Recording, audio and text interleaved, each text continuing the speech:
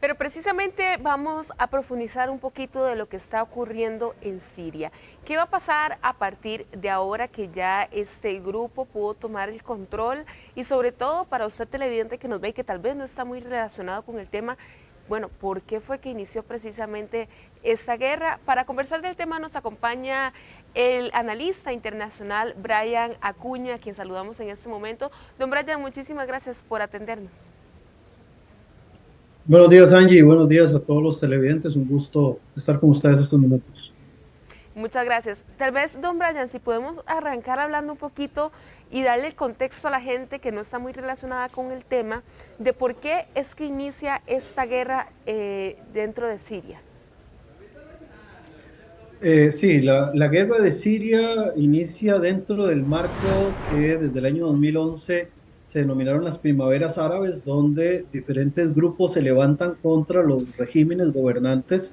En este sentido, hablamos de regímenes autoritarios que han venido, digamos, dominando estas zonas durante décadas. De hecho, el régimen de los Assad llevaban ya 50 años entre Hafez al-Assad, ¿verdad? Padre del, bueno, el depuesto ya Bashar al-Assad gobernando con puño de hierro y que incluso ha sometido a otros grupos. Siria en particular ha tenido, digamos, la situación de que la mayoría de la población es sunita, sin embargo, el gobierno había sido hasta el día de hoy alawita, es decir, una minoría dentro de otra minoría, porque los alawitas son una secta dentro de la corriente chiita, que es la que domina, digamos, propiamente o dominó hasta ese momento la situación en Siria. Siria por sí misma, pues es un estado muy particular, dividido entre diferentes grupos, digamos, sociales. En el sur tenemos a los drusos, también hay cristianos, ¿verdad?, que datan desde la propia época del siglo primero de nuestra era. En el norte tenemos kurdos que están cerca de la frontera con Turquía y con Irak, y tenemos pues zonas controladas por sunitas y por chiitas. En algún momento dentro de todos estos enfrentamientos va a aparecer el Estado Islámico y los rebeldes que van a tratar de deponer las fuerzas de Bashar al-Assad. Posteriormente pues va a mantenerse en una situación más o menos controlada hasta que ya en este último periodo otra vez ha escalado, digamos, la fuerza de los rebeldes, apoyados además por el gobierno de Turquía, quienes han logrado conquistar en pocas semanas la mayoría de los territorios sirios, aprovechándose en primer lugar de que los dos principales aliados de Siria, en este caso Irán y Rusia, pues tienen sus propios asuntos internos que los llevan a no poder brindar más apoyos, y a partir de eso es que se ve, digamos, un gobierno de Bashar al-Assad poco apoyado, un gobierno muy débil, fuerzas armadas que deponen las armas, que se deciden finalmente no participar de la beligerancia militar, y llegamos a la situación en la cual tenemos hoy, que incluso ya tomaron Damasco y que la familia de los Assad tomaron la decisión de exiliarse en Rusia. Brian, usted mencionaba un punto importante con respecto a este grupo de rebeldes que ya hizo la toma, por ejemplo, de Damasco, y es que está integrado por diferentes movimientos. ¿Habrá posibilidad de que puedan ponerse de acuerdo para, por ejemplo, formar un nuevo gobierno o qué podría esperarse de aquí en adelante?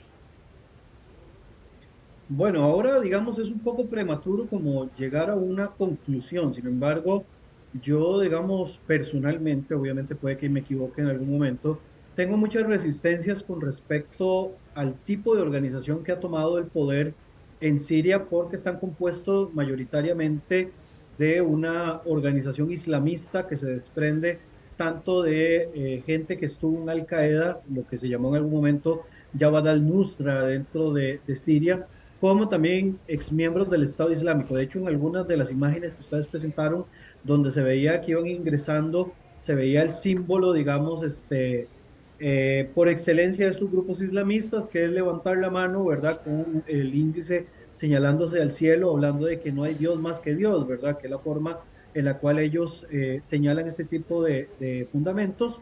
Entonces podríamos pensar que de inicio tenemos una gran rebelión contra un enemigo común, que en este caso es Bashar al-Assad y el régimen de los Assad, pero posteriormente el país podría entrar en un proceso de guerra civil y de fragmentación que incluso podría llevar, digamos, a una balcanización del territorio y que quede controlado por las diferentes fuerzas que están dominando las distintas zonas. En esto va a tener mucha importancia el papel de las fuerzas internacionales, las potencias principalmente occidentales, y dentro de los países que están, digamos, muy involucrados acá, un papel importantísimo lo va a tener el rol de Turquía, ¿verdad? También, digamos, en temas de seguridad, hay países vecinos que no ven con buenos ojos este crecimiento de los grupos islamistas. Incluso hemos visto en las últimas horas, por ejemplo, operaciones de Israel para tratar de crear un cordón de seguridad cerca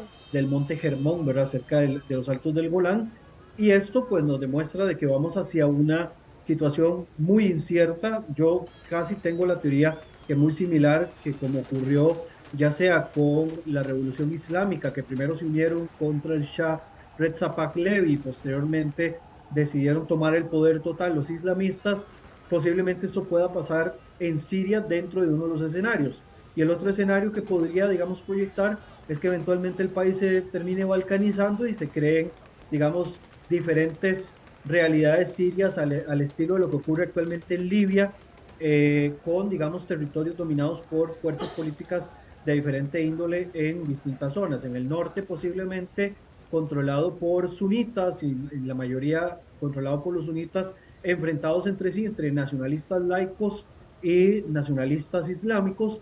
En el noreste tendríamos a las fuerzas kurdas y en el sur posiblemente tendríamos una concentración entre drusos, cristianos y otras minorías que podrían crear pues también alguna especie de territorio, digamos, ahí un poquito autónomo. Pero, como le digo, es un poquito prematuro, lo que podríamos hacer son proyecciones y estas son algunas de las que en este momento se me ocurren que podrían acontecer en las próximas semanas o los próximos meses. Una Siria dividida, entonces, más allá de un acuerdo que logre gobernar la nación por completo, sería entonces lo más posible. Brian, usted también mencionaba algo que es importante y que no podemos dejar de lado, y es las reacciones que está teniendo este derrocamiento frente a otros conflictos que están ahorita activos, como es el caso de Israel. ¿Qué podría precisamente dar este derrocamiento a Israel? ¿Más frentes de guerra?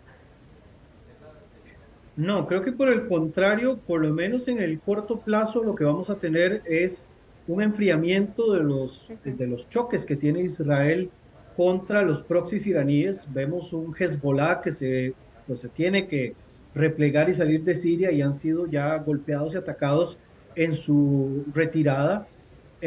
Vemos un canal de comunicación entre Teherán y, pues en este caso, Beirut, que es la capital libanesa, ¿verdad? Donde se le corta las posibilidades de suministros de armas a Hezbollah, por lo que, por lo menos en lo que tenga que ver con respecto a Israel e Irán, posiblemente tengamos una desescalada, ¿verdad? O sea, que merme un poco los enfrentamientos entre ellos y, por el contrario, lo que nos genera un poco de dudas es lo que pueda acontecer con estos grupos islamistas de otro corte, ¿verdad? Porque también el derrocamiento de Bashar al-Assad al final puede ocurrir una respuesta muy similar a lo que ocurrió con Irak, ¿verdad? Irak termina deponiendo a Saddam Hussein, que era todo lo malo que uno se pudiese imaginar, sin embargo servía de contrapeso dentro de la región. Bashar al-Assad, hasta este momento, a pesar de tener un conflicto con Israel, mantenía una frontera más o menos controlada con respecto a enfrentamientos en esa zona, ¿verdad? Entonces,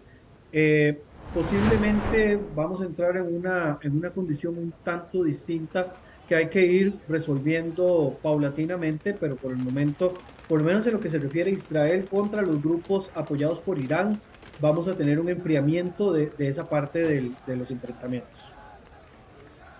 Brian, y en el caso de Turquía,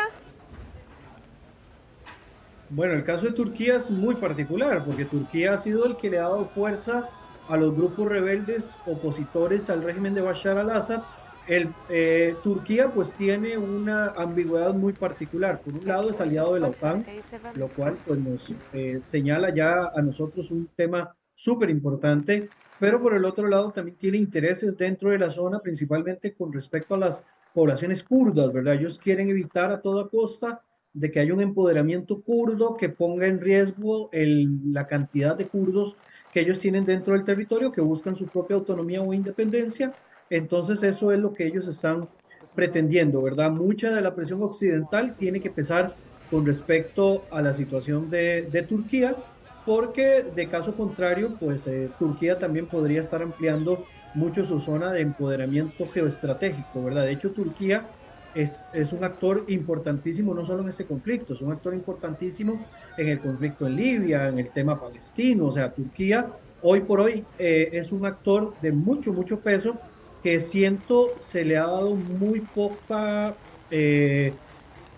prensa, se le ha, digamos, mencionado muy poco en cuanto a lo que se refiere a la importancia estratégica que tienen las acciones que Turquía ha venido realizando en las últimas décadas, y en los últimos años principalmente, y mucho de esto con el apoyo económico y cooperación por parte de Qatar, que también es otro actor que no se toma mucho en consideración y que es bastante importante en toda esta ecuación. Perfecto, Brian. Le agradecemos muchísimo su tiempo y esta explicación, como decimos en ABC, para aquellos que tal vez no están tan relacionados con el tema. Bien lo decía usted, es algo que está muy reciente, estamos seguros que va a seguir generando noticia y de ser así, seguramente hablaríamos de nuevo. Brian, muchísimas gracias por su tiempo. Con mucho gusto, Angie, estamos a la hora. Gracias.